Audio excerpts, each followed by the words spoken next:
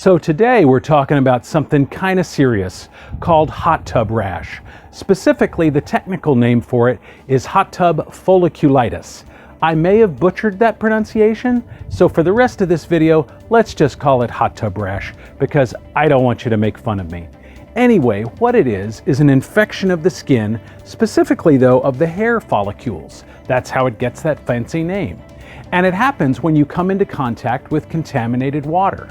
And while that contaminated water could be from a river, a stream, a lake, it's also very common to happen with pools and hot tubs.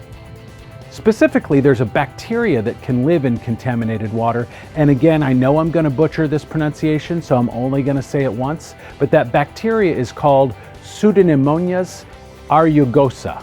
And in addition to causing hot tub rash, it can also cause swimmer's ear.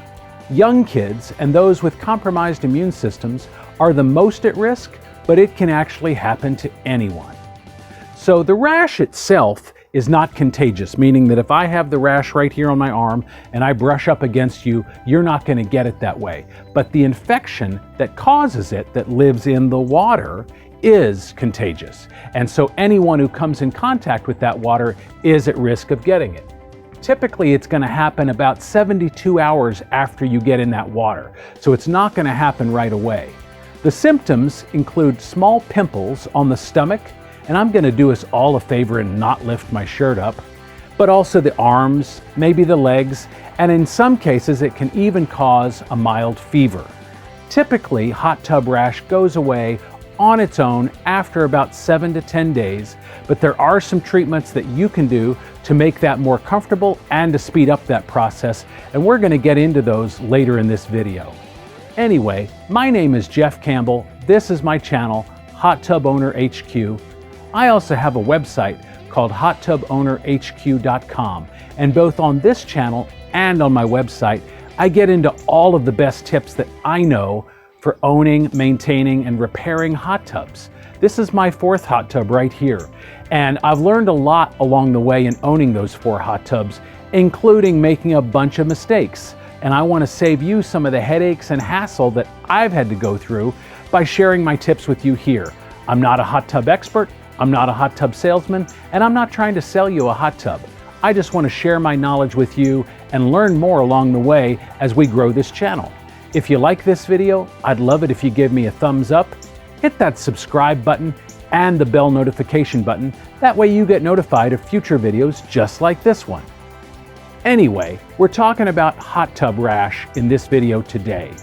And I mentioned earlier that there are some natural treatments that you can do to help with the discomfort and also maybe to speed up the healing. So the first thing you want to get is some anti-itch cream, like some cortisone, because that will help stop the itching. When you're constantly scratching the bumps, that can actually break the skin and then lead to secondary infections. Another thing that's really good to do because of that is to use something like Neosporin to prevent additional infections from getting where the skin has been broken. A warm compress is also great to kind of soothe that itching and speed up the healing process. Now, next we want to talk about how to prevent it, because after all, none of us want to get hot tub rash, the dreaded hot tub folliculitis, if I even said that correctly. So how do we prevent that? Well, the best thing to do is to treat your water regularly and to test it with a test strip regularly and make sure that the levels are correct. With chlorine, you want those levels to be between 1 and 3 parts per million. If you're using bromine, which I prefer in hot tubs, that correct level is actually going to be between 2 and 6 parts per million. Again, that's when you dip your test strip in and you check it out. You compare it to the side of the jar that the test strips come in. And then the other thing you really want to watch is your pH level. That should be somewhere between 7.4 and 7.6. Again, if you're checking your test strip against the side of the container that they come in, as long as you're in the right color range, you're going to be A-okay. I check my test strip every time I get in the hot tub. And then if I need to adjust it, what I typically do is adjust it after I've gotten out. That way it's ready to go the next time I soak. But you never want to get in a hot tub if the levels are way off. If your chlorine levels are non-existent, or if your pH is super high or super low, you never want to just risk getting right in. So always adjust it, wait at least 30 minutes, test it again, and then get in if the levels are more or less within the tolerance range. That's how you're going to stay safe. That's how your friends, family, and guests are going to stay safe, soaking in your hot tub. Once again, everyone, my name is Jeff Campbell. This is my channel, Hot Tub Owner HQ. I also have my website, hottubownerhq.com, and I'd love for you to hit that bell notification, that subscribe button. Give me a thumbs up. If you like this video, I'd love to see your comments down below. Even if you have constructive criticism for me, please share that with me. That's going to keep my channel growing and keep my videos getting better and better and better. If you have a question, I'd love to see that in the comments too. And if you have a suggestion for future videos, I'd love for you to share that with me also.